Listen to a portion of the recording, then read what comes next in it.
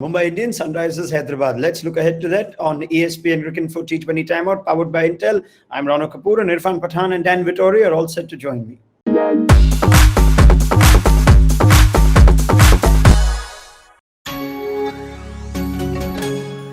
Big game for the Sunrisers. They've lost 2 out of their opening 2. Mumbai Indians bouncing back after losing to RCB by beating KKR.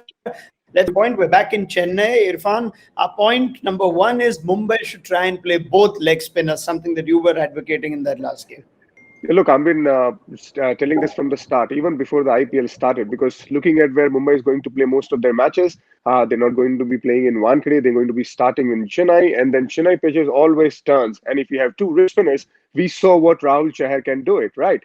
He actually turned the match on his head. So if you have both the wicket-taking options from both end, it can make world of difference. But the only thing, the issue they have is Hardik is not bowling at the moment. If Hardik starts bowling, probably then they can play extra Indian spinner. Well, I guess, Dan, if they want to play both Piyush Chawla and Rahul Chahar, they'll have to leave someone out. And it looks like all those Indian guys picked themselves. Marco Jansen bowled just 2 overs last game. He's been picked ahead of Adam Milne. If Mumbai want to go 2 leg spinners, is there a case they may have to play 3 overseas? Well, Mumbai love to do that. They either like to play 3 or 5, depends if you're in a Champions League final from a few years ago. But I find it hard to always fit in that second leg spinner. Unless Chawla's able to bowl on that power play, then it is tricky. And I think we have to remember that Chahar's in 2 games, he didn't bowl well in the first game. Maxwell got on top of him, and then he bounced back really well on this. And Krunal Pandya has obviously done a fantastic job as well. So I always find it tricky to find that third spinner, particularly when they're all going to bat sort of 7 with Krunal and then the other 2 leg spinners down the order. So I don't envisage them Mumbai trying it, but I understand the logic as well, because when you see a leg spinner so successful, you see a left arm spinner so successful, you think, why not keep stacking the team? But inevitably, it's hard to get through 12 overs of spin in a T20 game. Okay, now Hyderabad, they've lost both their games, and because they're playing Johnny Bairstow now, I believe Kane Williamson is still a little way away from full fitness. Dan, we're saying that if they're playing Bairstow, Hyderabad should open with Johnny Bairstow. Absolutely. I think Johnny Bairstow at the top of the order when the ball is potentially not turning as much. You saw him against India when the wickets were good, how dominant he could be. But you also saw in the test matches when the wickets were turning that it became tricky for him, albeit a different format. Bairstow at his best in IPL has been opening with Warner. It's a combination that took them a long way a couple of years ago. And whilst Kane's not there to be able to perform in these tricky conditions, which he's one of those few guys who could, I think Bairstow to open the bowling, open the batting, get his strike rate up as quickly as possible, take that pressure off Warner and set up the rest of their middle order for Sunrisers Hyderabad. Irfan, I think you're a fan of this as well. Bairstow to open? Yeah, absolutely. And that will give so much flexibility to the team as well, because Saha then will come down and he's a better player of spin than Bairstow, especially if the ball is turning sharp. And look, I would try and get Kane Williamson somehow in that playing 11, especially on those solo wickets, because he's a kind of batsman. I would want him in my team as well. I want him in my team any day of the week. So in that way, they need to find a place for him. And not only Kane Williamson, but they need to somehow find a place for KEDAR JADHAV, which is much easier than finding a place for Kane Williamson. Now, considering where the teams, if they win the toss in Chennai, Irfan, should look to bat first, looking at how chases tend to be going.